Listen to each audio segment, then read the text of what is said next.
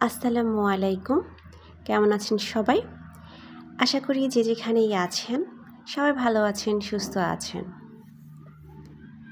আল্লাহর রহমতে আমরাও ভালো আছি। আজকে সকাল সকাল একদম সিম্পল নাস্তা করে নিলাম।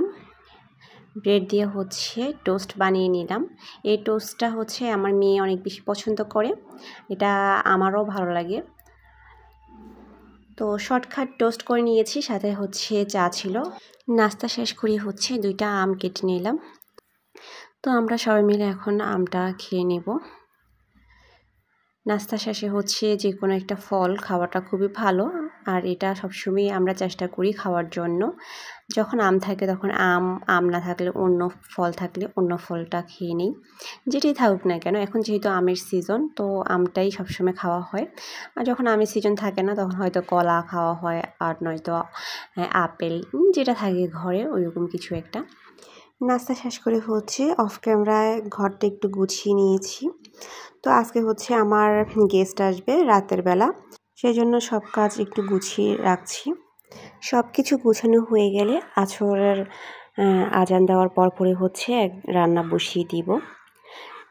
আমি চাই যাতে 7টার মধ্যেই সব কিছু রান্না শেষ হয়ে যায়, আর রান্নাটাও গরম থাকলো, আর আমিও মেহমানের আসার আগেই একটু গুছিয়ে গাছিয়ে নিতে পারলাম।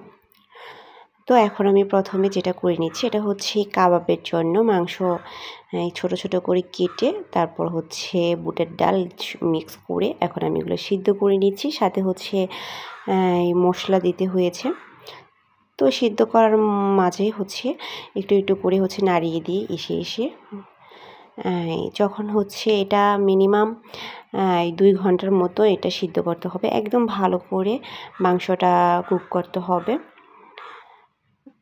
তো মাংসটা ভালো করে কুক হয়ে গেলে আমি এগুলা বেটে নিয়েছি।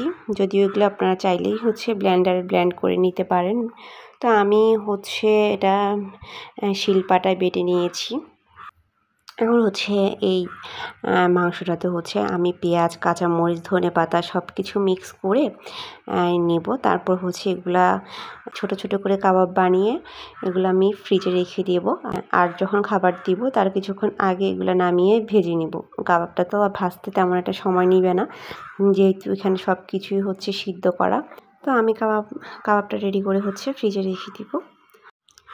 আমি সকালবেলা ঘুম থেকে উঠি, গরু মাংস, মাছ সব কিছু আমি ভিজিয়ে রেখেছি।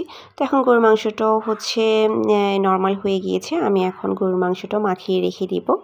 সব কিছু দিয়ে কিছুক্ষণ মাখিয়ে রাখবো, তারপরে এটা রান্না করে ফেলবো। গরুর মাংসটা আমি এখনই বসিয়ে দিব, কারণ এটা হতে তো একটু বেশি টাইম নেয়। গেস্টটা আসার আগে থেকে সব কাজে একটু যদি গুছিয়ে নেওয়া হয় তাহলে তেমন একটা ঝামেলা হয় না। তো আমি যদি এগুলো আসলে আগের দিন গুছিয়ে রাখতাম তাহলে আমার আজকে আরও বেশি ইজি হয়ে যেত। তো আমার শরীরটাও ভালো ছিল না, সেজন্য আমি আগে গুছিয়ে রাখতে পারি না। তো আমি আজকে নাস্তা খাওয়ার পর থেকে সব কিছু আস্তে আস্তে গুছিয়ে নিয়েছি। এখানে আমি পায়েস করার জন্য দুধটাও জাল দিয়ে নিয়েছি, রূপচাঁদা মেখে নিয়েছি। তারপরে কোপ্তার জন্য মাংস বেটে নিয়েছি। কোপ্তাটাও রেডি করে ফেলবো সব কিছু। ডিমের কোরমার জন্য ডিম সিদ্ধ করে নিয়েছি। রোস্টের জন্য মুরগিও ভেজে রেখেছি। সবজি করব, সবজির জন্য সবজিগুলো কেটে রেখেছি। সব কিছু গুছিয়ে রেখেছি।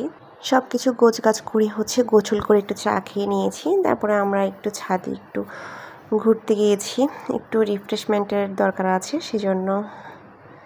তো ছাদ থেকে ঘোরাঘুরি করে বাসায় এসে বাকি কাজগুলো সেরে নিব, এই আর কি। তো আজকে এই পর্যন্তই। আল্লাহ হাফেজ।